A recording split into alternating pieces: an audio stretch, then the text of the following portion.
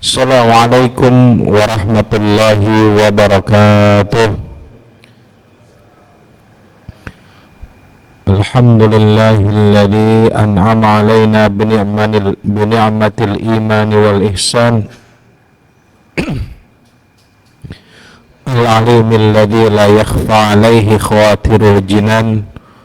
Wassalatu wassalamu ala sayyidil khalaiqi wal bashar Sayyidina wa maulana Muhammadin wa ala alihi wa ashabihi wa man tabi'ahum bi ihsanin ila marriz zaman.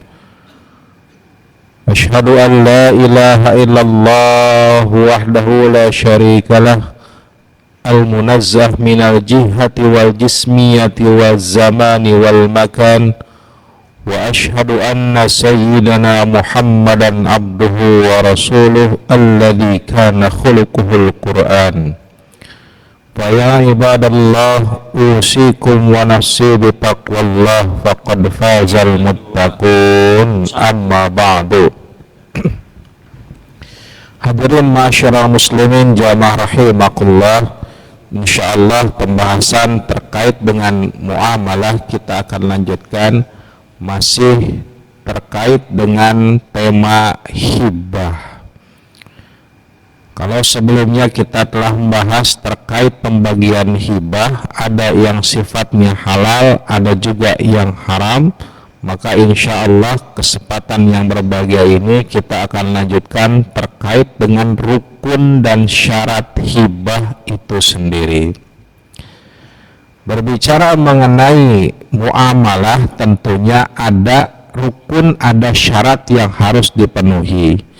Kalau salah satu dari rukun ataupun syaratnya tidak terpenuhi, maka transaksi hibahnya ini dianggap tidak sah secara syariat. Maka oleh karena itulah harus kita tahu apa saja yang menjadi rukun dan syarat dalam suatu transaksi hibah. Kalau berbicara mengenai rukun, maka secara garis besar ada 3 rukun hibah. Yang pertama adalah sigot atau ijab dan qabulnya. Yang kedua adalah orang yang memberi hibahnya dan juga orang yang menerima hibahnya. Dan yang terakhir, yang ketiga adalah barang atau benda yang dihibahkan. Maka tidak mungkin keluar daripada 3 rukun ini.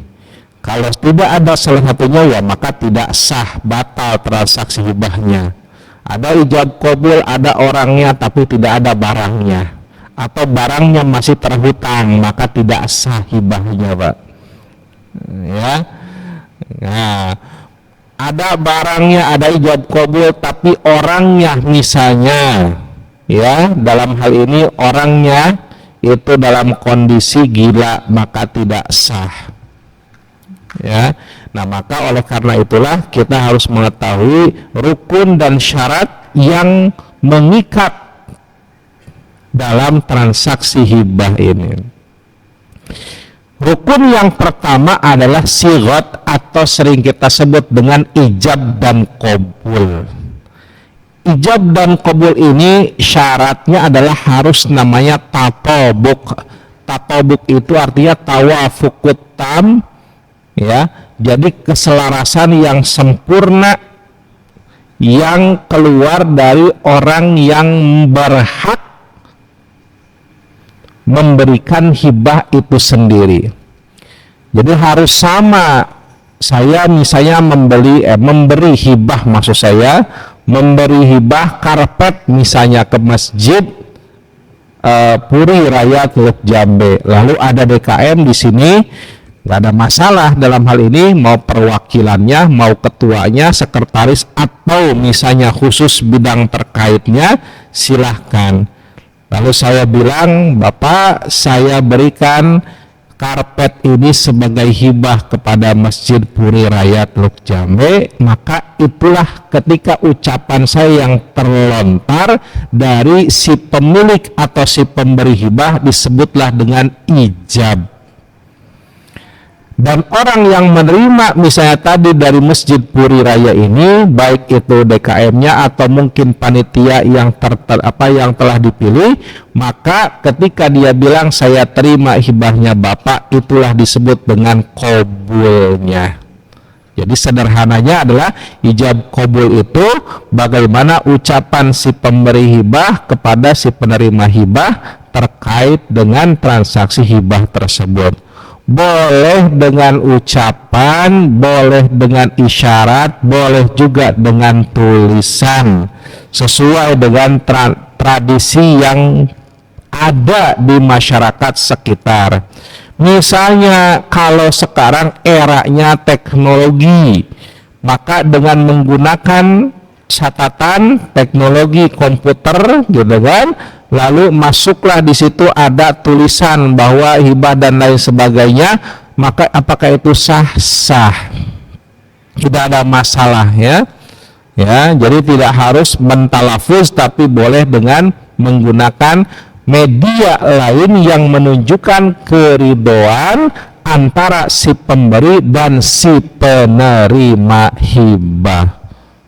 Ya, jadi tidak harus dengan ucapan. Yang penting antara satu dengan yang lainnya adalah saling ridho satu sama lain, dan barang ataupun yang dihibahkan itu jelas. Kalau misalnya saya menghibahkan tadi karpet, maka ia terimanya qabulnya karpet juga, gitu kan? Ya, jangan sampai saya memberikan karpet tapi qabulnya ternyata misalnya vakum cleaner, gitu kan? Nah, itu tidak nyambung, tidak tawafuk atau tidak tatobuk ya bahasa fikihnya. Ya, nah itu terkait dengan rukun yang pertama, yaitu ijab dan qabul. Lalu ijab dan qabul ini harus keluar dari orang yang memiliki barang. Misalnya tadi saya pemilik barangnya langsung, atau kalau mau diwakilkan maka yang diberi wakil atau hak perwakilan tadilah yang memberi barangnya tersebut. Ya, begitupun orang yang menerima adalah orang yang berhak, dan juga atau orang yang memang menjadi wakil, misalnya tadi dari institusi seperti DKM, seperti masjid, misalnya salah seorang, bukan semua anggota DKM ngumpul, repot nanti. Yang satu ada di Jakarta, yang satu ada di Semarang, yang satu ada di Jogja, gimana ngumpulinnya? Cukup aja yang ditunjuk siapa, ya, tidak usah ngumpul semuanya. Ya, jadi itu terkait dengan ijab qabul itu harus sesuai dan berasal dari orang yang berhak menerima atau menyampaikannya. Kemudian yang kedua, yang tadi saya katakan, rukun yang kedua adalah orang yang bertransaksi. Maka otomatis dari ini setidaknya ada dua orang yang bertransaksi, yang disebut dengan pemberi hibah atau al-wahib, dan juga yang penerima hibah yaitu al-mauhub lah. Nah, untuk al-wahib atau untuk yang pemberi hibah ada syaratnya yang disebut dengan ahliyatut tabarru. Dia harus layak untuk memberikan hibah, ahliyah, Pak. Apa itu ahliyah itu? Pertama, dia harus seorang yang berakal, ahliyatut tabarru itu. Maka tidak sah kalau hibah dari orang gila atau orang yang berada dalam, misalnya ya, dalam kondisi mabuk misalnya ya, atau dalam kondisi koma, atau dalam kondisi pingsan, maka itu tidak sah hibah dari orang-orang tersebut. Begitupun kalau misalnya kondisinya dipaksa, itu pun juga tidak sah. Ya, jadi harus berakal, ya, harus dalam hal ini al-akil, ahliyatut tabarru. Berikutnya adalah al-bulugh ma'ar rusydi, ahliyatut tabarru yang kedua syaratnya adalah harus dari orang yang sudah mencapai baligh. Jadi tingkat kedewasaannya sudah mapan, yaitu dengan kondisi baligh. Maka kalau ada hibah dari seorang anak kecil, misalnya anaknya Pak Haji Soleh, atau misalnya anak saya masih kecil Pak, usia 7 tahun misalnya, maka dalam hal ini transaksi hibahnya tergantung izin dari wali, atau dalam hal ini orang tuanya, ya. Nah, jadi jangan sampai nanti hibah, oh betul, tapi kalau orang tuanya belum mengizinkan karena mungkin ya bisa jadi ada pertimbangan lainnya, maka itu tidak sah hibahnya. Ya. Juga yang berikutnya adalah harus rusdun. Rusdun itu dalam hal ini orang yang dalam transaksinya itu lurus, maksudnya tidak boros, ya, tidak, kalau diberi harta itu mampu mengelola dengan baik, itu rusdun Pak, ya, tidak apa namanya, kalau sekarang kan eranya itu flexing, nah ya, eranya flexing, ya, tidak punya uang, tidak punya harta, tapi minjem sana sini, tidak punya mobil, saya minjem ke Pak Haji Soleh, tidak punya rumah, saya minjem ke tetangga, terus potret upload di Instagram atau di media sosial lainnya, seolah-olah dia orang kaya. Nih lihat nih, bisnis katanya kan, ya, bisnis, baru 2 bulan jalan sudah punya mobil, sudah punya rumah, kan eranya kayak gitu Pak, makanya banyak yang ketipu kemarin kan, ya. Ada seorang influencer yang akhirnya karena iming-iming, ya, kita terpedaya, akhirnya dia tuh baru 2 bulan udah punya mobil, 3 bulan wah sampai fleksinya tuh Pak, punya puluhan miliar, punya rumah tingkat, punya mobil sport yang begitu banyak, gitu kan. Yang pernah ya, sempat kasus viral itu, ada seorang influencer ketika dia berbicara trading, wah harus trading, ternyata nipu Pak, ya, ternyata tidak jauh dari nipu, ya. Makanya hati-hati Pak, maaf saya katakan, jangan terpedaya, jangan tergiur, ada orang yang menawarkan investasi dengan nominal yang sedikit tapi hasilnya luar biasa besar dan sampai tidak masuk akal. 3 bulan nanti kembali 300%, bohong, ya. Hati-hati, jangan tergiur.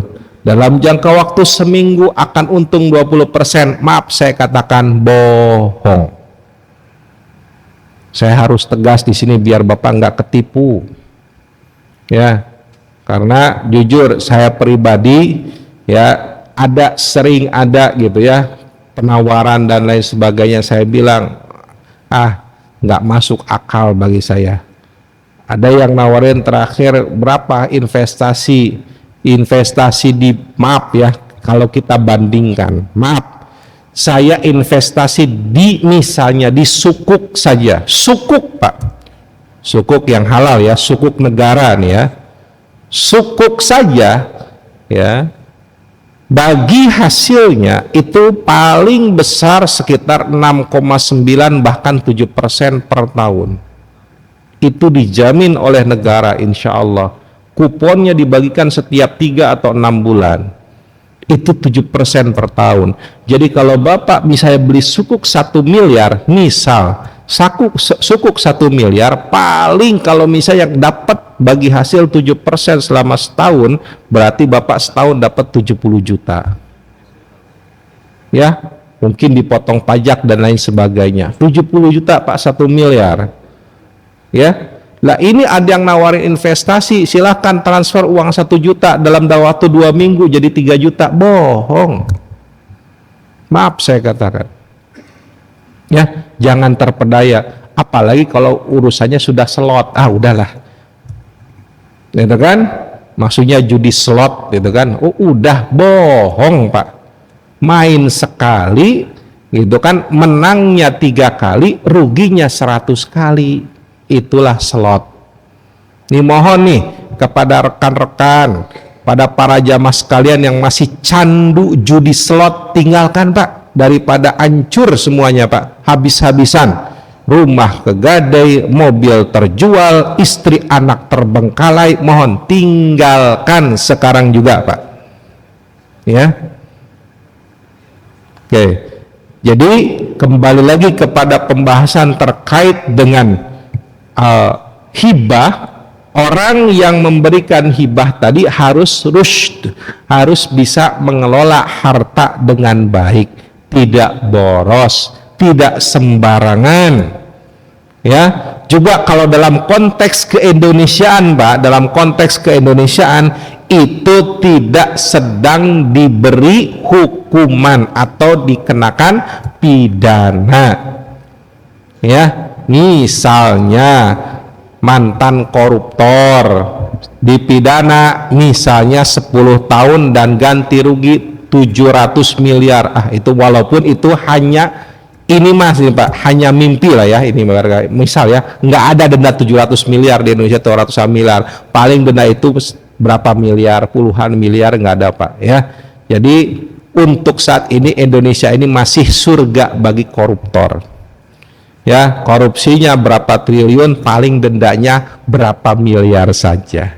Itu pun bisa diganti dengan hukuman penjara kalau tidak mau bayar. Yang triliunan tadi tinggal diinvestasikan saja, disimpan di deposito atau di sukuk, udah aman. Nanti setelah keluar tinggal diambil harta hasil korupsinya. Makanya kemarin kan sempat rame itu RUU perampasan aset. Walaupun sampai sekarang masih mandek Pak, tapi mudah-mudahan kalau jadi, saya baca beberapa pasalnya luar biasa. Kalau jadi deal, walaupun mungkin saya kecil kemungkinan di periode saat ini ya, mungkin periode yang akan datang, kalau deal udah yang namanya koruptor itu bisa bangkrut sebangkrut-bangkrutnya Pak ya. Ya, mudah-mudahan dan bisa terrealisasi RUU tersebut dan bisa ditegakkan dengan seadil-adilnya. Jadi kemungkinan kecil ranah ruang untuk korupsi itu dihilangkan sedikit demi sedikit, mudah-mudahan. Ya. Jadi orang yang memberi itu intinya harus ahliyatut tabarru, yaitu orangnya berakal, kemudian baligh, dan kemudian adalah ar-rushd ya. Rushdun itu tadi bisa mengelola harta dengan baik. Sedangkan orang yang menerima hibah tidak disyaratkan Pak, yang penting dia berakal saja. Tidak disyaratkan dia dewasa, tidak disyaratkan dia harus rushdun ya. Dia anak kecil misalnya umur 7 tahun ya, menerima, ini yang menerima ya Pak ya, menerima hibah, maka itu sah ya. Bedakan antara yang menerima dengan yang memberi. Kalau yang memberi tadi syaratnya, kalau yang menerima cukup dia adalah orang yang berakal ya. Maka dalam hal ini kalau kita memberi sesuatu harus orangnya itu berakal yang menerima tersebut ya. Maka tidak sah kita memberi kepada orang gila atau orang yang sedang dalam kondisi mabuk atau mungkin dalam kondisi koma misalnya ya, atau misalnya dalam kondisi pingsan, maka itu tidak sah akad atau transaksi hibahnya ya. Hadirin masyarul muslimin jamaah rahimakumullah. Kemudian berbicara mengenai orang yang menghibahkan ini atau bertransaksi hibah ini, timbul pertanyaan, boleh enggak kalau begitu seorang muslim, maaf ya mungkin agak ini, menghibahkan sesuatu kepada orang non muslim pada dasarnya, atau sebaliknya orang non muslim menghibahkan kepada muslim. Sejauh yang saya pahami, pendapat ulama tidak ada yang berbeda tentang kebolehan orang non muslim memberi hibah, hadiah, sedekah kepada orang non muslim. Begitupun orang non muslim boleh memberikan hibah kepada orang muslim. Apa yang menjadi rujukan atau argumentasinya? Karena cerita kisah baginda Nabi Muhammad sallallahu alaihi wasallam. Beliau pernah menerima hibah hadiah dari Kisra.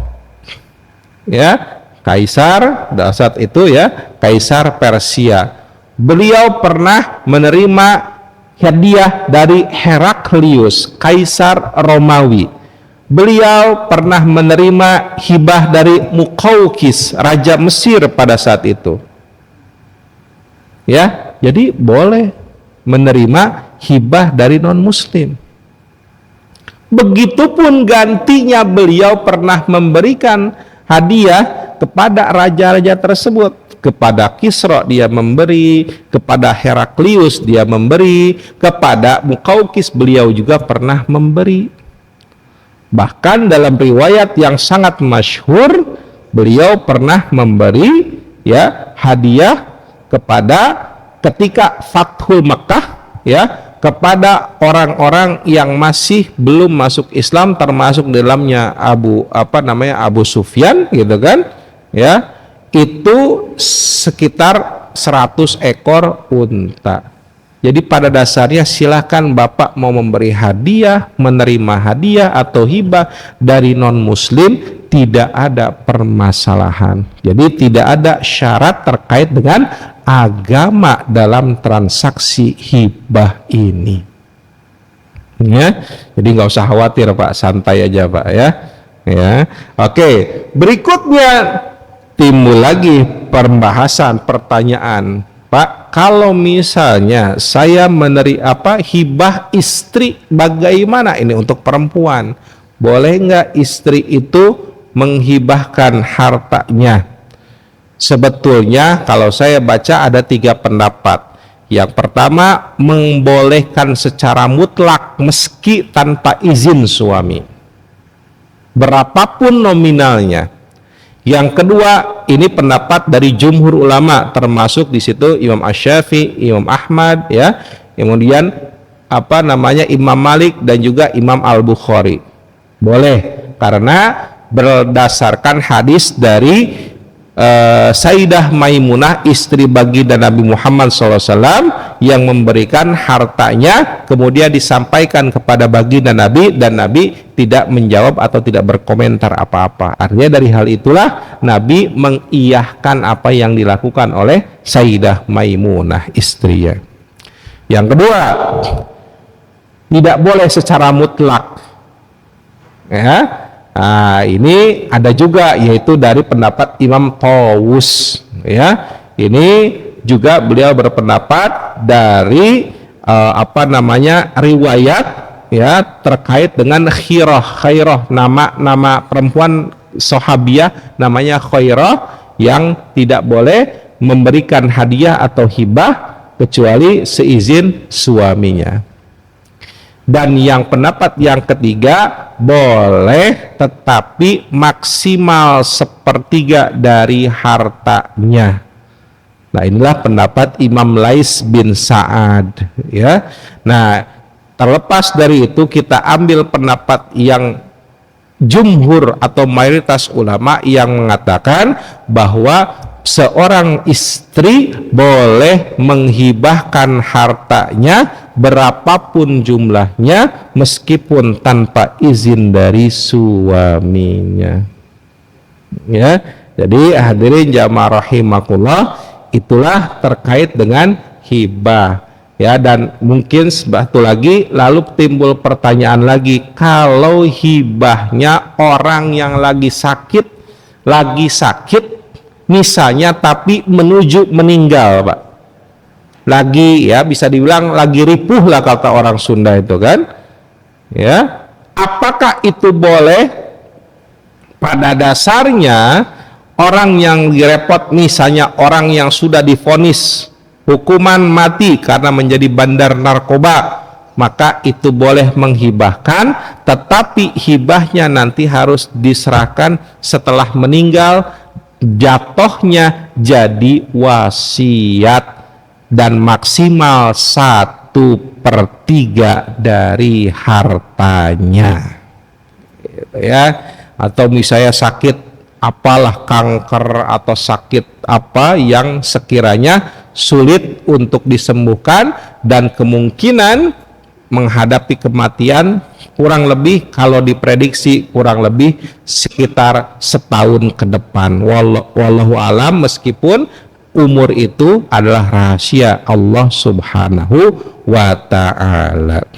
Ya, hadirin ma'asyiral muslimin jamaah rahimakumullah, itu mungkin yang bisa saya sampaikan dalam pembahasan kali ini. Insya Allah rukun yang ketiga, yaitu terkait benda atau barang yang dihibahkan, insya Allah pada pertemuan selanjutnya. Wallahu a'lam bissawab. Saya dijelaskan kembali kita lagi masalah hibah. Mungkin dari jamaah yang ingin mempertanyakan lagi, kurang jelas, ingin memperjelas lagi, apakah itu akan dihibahkan masalahnya ke anak atau mungkin ke saudara atau mungkin ke yang lain. Kami persilakan untuk bertanya.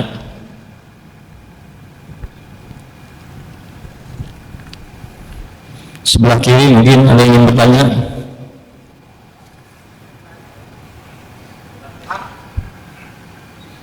Oh, Pak Haji gitu. Mojok. Kalau ada sebenarnya Pak Haji gitu mojok. gambarnya banyak, saya mau 9 menit. Assalamualaikum warahmatullahi wabarakatuh. Waalaikumsalam warahmatullahi wabarakatuh. Terima kasih kesempatannya.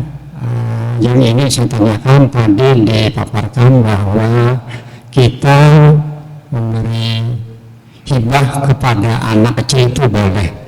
Ya. Tetapi tadi juga disampaikan bahwa kita memberikan harus orang yang berakal. Kita batasan anak kecil sama berakal itu berapa tahun bisa kira-kira? Ya. Sehingga jangan sampai menganggap itu anak kecil nanti akalnya padahal belum bisa menerima untuk menerima hadiah itu atau apa hibah. Ya. Terima kasih penjelasan Ustaz. Oke. Assalamualaikum warahmatullahi wabarakatuh. Batasan umur anak kecil itu Oke. Batasan umur anak kecil yang diberikan hibah pada dasarnya sepengetahuan saya tidak ada batasan. Tapi kalau batasan misalnya anak itu sekiranya belum tamyiz, maka yang menerima itu walinya. Nah, tapi nanti walinya jangan menggunakan hibah tersebut, tapi walinya hanya menjadi pemanfaat saja atau penyimpan saja, ya. Tapi kalau si anak ini sudah tamyiz, maka sebetulnya walinya lebih baik menyerahkan kepada si anak tersebut karena dia sudah tamyiz atau mumayyiz, ya. Tapi kalau belum tamyiz, maka serahkan kepada walinya, misalnya orang tuanya, tapi dalam hal ini hanya sebatas menyimpan atau memanfaatkan semata, bukan untuk memilikinya. Kadang kan ada, Pak, ya, karena mungkin anaknya masih kecil, dikasih hadiah, dikasih hibah, ternyata sama orang tuanya dijual, gitu kan. Sebetulnya itu tidak boleh, ya sebetulnya tidak boleh. Tapi mungkin pertimbangannya orang tuanya kadang ya gimana, lagi butuh gitu kan, karena mungkin kondisi mendesak, baik itu faktor ekonomi ataupun faktor yang lainnya. Maka dalam hal ini boleh saja sebetulnya, ya, dengan pertimbangan tadi ada hal yang lebih maslahat mencegah mafsadat. Bagaimana misalnya kalau saya tidak menjual barang pemberian kepada anak saya ini, nanti anak saya juga khawatir sulit untuk makan, gitu kan? Sulit untuk beli beras, sulit untuk beli lauk pauk dan uluk untuk yang lainnya, akhirnya barang tersebut dijual, ya. Jadi itu batasannya. Ya, begitupun dalam hal ini konsep tamyiz itu sekali lagi dikembalikan kepada kebiasaan masyarakat sekitar, Pak. Ya, kalau dulu mungkin tamyiz itu udah sekitar 7 tahun. Tapi rasa-rasanya zaman sekarang, Pak, 5 tahun saja sudah tamyiz, gitu kan? Ya, rasa-rasanya loh ya, saya melihat berkaca kepada anak saya. Dulu kita mungkin mengenal uang itu mungkin ya, saya ingat itu paling sekitar 7 atau 8 tahun. Sekarang 5 tahun aja udah pinter, Pak. Mana 100.000, mana 50.000, mana 20.000, gitu kan? Dikasih 10.000 dia nggak mau, gitu kan? Pengennya 100.000 atau 50.000. Nah, itulah beda anak sekarang mungkin dengan anak zaman dulu. Jadi tamyiznya yaitu lebih cepat dibandingkan anak yang dulu. Sekali lagi kembali kepada masyarakat atau tradisi yang ada di sekitarnya. Wallahu a'lam bishawab. Mungkin ada yang lain? Baik, Bapak Haji Maskur.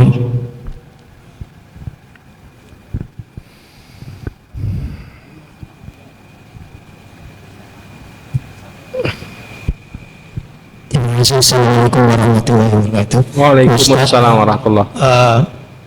Tadi disampaikan bahwa hibah itu ada syaratnya, ada transaksi, artinya ada pemberi dan penerima. Ya. Nah sekarang andai kata ghanimah itu bisa nggak berubah menjadi hibah? Begini, pada zaman dulu kan sering sekali di dalam peperangan itu ada yang kalah dan ada yang menang, Ya. dan kalah menangnya itu tidak seperti zaman Rasulullah terus ghanimahnya banyak gitu loh. Nah sekarang ghanimahnya itu malah justru persetujuan berapa kerugian perang itu yang akan dibayarkan kepada si pemenang. Jadi semacam ada persetujuan, Ya. sehingga ghanimah itu bisa dihitung gitu loh. Ya. Ini apa seperti itu? Terima kasih. Assalamualaikum warahmatullahi wabarakatuh. Assalamualaikum warahmatullahi wabarakatuh. Wabarakatuh. Ya, oke. Memang kondisi sekarang bisa dibilang dibandingkan dengan zaman dulu yang namanya ghanimah betul sekali tidak seperti zaman dahulu, di mana ketika misalnya suatu kaum muslimin dengan non muslim berperang, nanti kelihatan mana yang menjadi ghanimah gitu kan, atau rampasan dari orang non muslim, baik itu berupa tanah, baik itu berupa harta, baik berupa misalnya perkebunan dan lain sebagainya, itu jelas. Tapi kalau sekarang konteksnya memang lebih kepada deal, kesepakatan. Contoh, ketika Rusia menyerang Ukraina misalnya kan, tidak ada yang direbut sebetulnya dari Ukraina, cuman Rusia dalam hal ini memiliki kewenangan bahwa semua sumber gas di Eropa saya yang kuasai kan, jalur gas di Eropa bahkan sampai ke Turki saya yang menguasai, kalau mau ikut ikuti saya gitu kan. Makanya kan setiap orang yang beli gas ke Rusia, negara Eropa itu kelabakan. Kenapa? Karena menggunakan mata uang Rusia yaitu rubel, sedangkan nilai mata uang ditentukan oleh negara Rusia itu sendiri, tidak mengikuti pasar mata uang yang ada di dunia. Itu canggihnya Rusia. Apakah hal itu boleh? Dalam konteks kekinian boleh saja sebetulnya ghanimah itu berganti secara teknis kepada bentuk kesepakatan yang tadi digambarkan gitu Pak, atau mungkin dalam bentuk konteks lain, misalnya oke, saya menyerahkan misalnya kewenangan dalam hal ini pemerintahan kepada ya yang menang, itu silahkan boleh saja dalam hal ini ya, karena memang kondisinya sudah berbeda dibandingkan zaman dulu. Lalu bagaimana masyarakat yang berperang tidak dapat apa-apa? pada dasarnya karena sudah diambil alih oleh negara, maka dikelola oleh negara pun nanti akan dikembalikan bagi masyarakat atau bagi rakyat, termasuk orang-orang yang berperang secara adil dan merata, gitu Pak ya. Wallahu a'lam bishawab. Baiklah, jamaah Masyayikh Lubuk Jambi, setelah kita dengarkan tadi paparan masalah hibah, masalah pampasan perang atau juga masalah-masalah yang lainnya, insya Allah ini akan menambah pengetahuan kita, thalabul ilmi kepada kita mengenai keagamaan. Karena sudah masuk waktu Isya, mari kita tutup taklim kita ini dengan bacakan kifaratul majlis. Subhanallah, asyhadu an la ilaha illa anta, astaghfiruka wa atubu ilaik. Billahi taufiq wal hidayah. Wassalamualaikum warahmatullahi wabarakatuh. Waalaikumsalam warahmatullahi